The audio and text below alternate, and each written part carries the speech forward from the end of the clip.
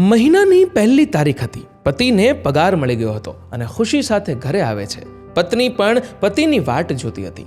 પતિના આવતાની સાથે જ પત્ની ગરમા ગરમ ચા પીવડાવે છે અને પૂછે છે, આજે તો પગાર આવી ગયો હશે ને? પતિ સ્માઇલ સાથે કહે છે, હા, અને આ મહિને તો ઓવરટાઈમ કરવાના 12,000 રૂપિયા એક્સ્ટ્રા મળ્યા છે. પત્નીને તો ખુશીનો ઉભરો આવી ગયો અને પત્નીએ મીઠા અવાજમાં કહ્યું, ચાલો ને આ રવિવારે આપણે શોપિંગ કરવા જઈએ. પતિએ કહ્યું, હા, જરૂર જઈશું, પણ મારી એક શરત છે. બદલામાં તારે અઠવાડિયામાં એક વાર માને ફોન કરવાનો અને એના હાલચાલ પૂછવાના.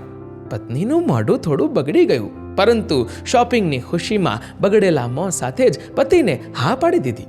પતિની ઈચ્છા એવી હતી કે એની પત્ની અને મા વચ્ચે સારા સંબંધો બંધાય.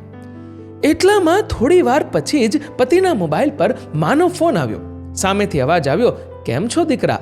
પુત્રે કહ્યું, માં, હું ઠીક છું, તું કેમ છે? મા દીકરાની વાત ચાલી રહી હતી ત્યારે પત્ની મોઢું ચડાવીને મનમાં વિચારી રહી હતી, પહેલી તારીખ છે ને, પતિને પગાર આવ્યો છે એટલે જ ફોન કર્યો હશે પૈસા માંગવા માટે, પરંતુ આ વખતે હું એક ફૂટી કોડી પણ નહીં આપવા દઉં. અને એટલામાં જ મા બોલી, બેટા, થોડીક મદદ જોઈતી હતી. દીકરાએ કહ્યું, બોલને માં, શું થયું? માએ કહ્યું, બેટા, આ મહિને 5,000 રૂપિયા મળી શકે એમ છે. પતિ દરેક કામ પોતાની પત્નીને પૂછીને જ કરતો, એટલે પૂછ્યું તો પત્નીએ મોઢું ચડાવીને જ કહ્યું, કહી દો, હજી પગાર નથી આવ્યો. પુત્રએ માને કહ્યું, એકચ્યુઅલી માં, હજી મારે પગાર નથી થયો. માએ કહ્યું, બેટા, કંઈક થાય એવું હોય તો કરી દે ને, હોસ્પિટલમાં ઇલાજ માટે જોઈએ છે. પતિએ માની આ વાત પત્નીને કહી. પત્નીએ કહ્યું, તમારી માને કહો સરકારી દવાખાનામાં ઇલાજ કરાવી લે. પતિએ માને કહ્યું તો માએ કહ્યું, બેટા, ત્યાં બરાબર ઇલાજ નહીં થાય.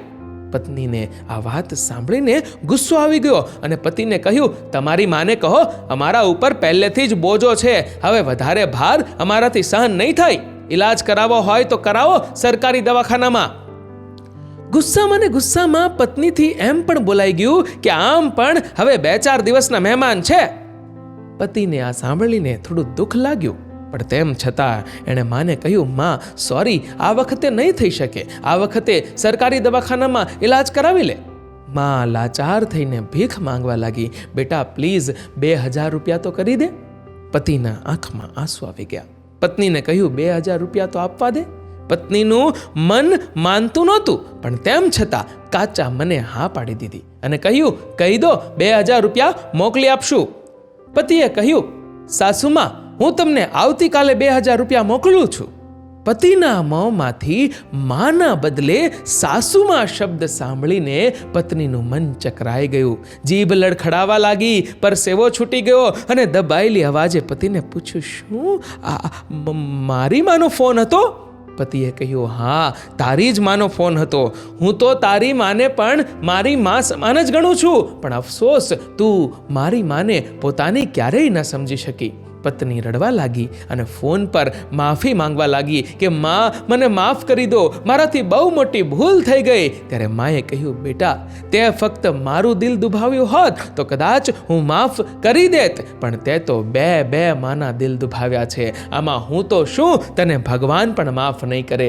દોસ્તો, એવું માનવામાં આવે છે કે ઉપરવાળો જો ધારે ને તો પણ માનું કર્જ નથી ચૂકવી શકતો, તો માનવ જાતની શું હેસિયત છે? એક માં પોતે મોતના મુખમાં જઈને એક જિંદગીને જન્મ આપે છે, એ માં મહાન છે, એનું સન્માન કરો. માં તો માં હોય છે, એને જીવતે જીવતા મરવું પડે એવા કાર્ય ન કરો. મિત્રો, આ વિડીયોમાં તમને સચ્ચાઈ લાગે તો વિડીયોને લાઈક કરો, શેર જરૂરથી કરજો, અને મિત્રો, આ વિડીયો વિશે તમારું શું કહેવું છે નીચે કમેન્ટ કરીને જરૂરથી જણાવજો. અને આવા જ બીજા પ્રેરણાદાયી વિડીયોઝ જોવા માટે સબસ્ક્રાઇબ કરો અમારી યુટ્યુબ ચેનલને અને ફેસબુક પર ફોલો કરો અમારા પેજને. ધન્યવાદ.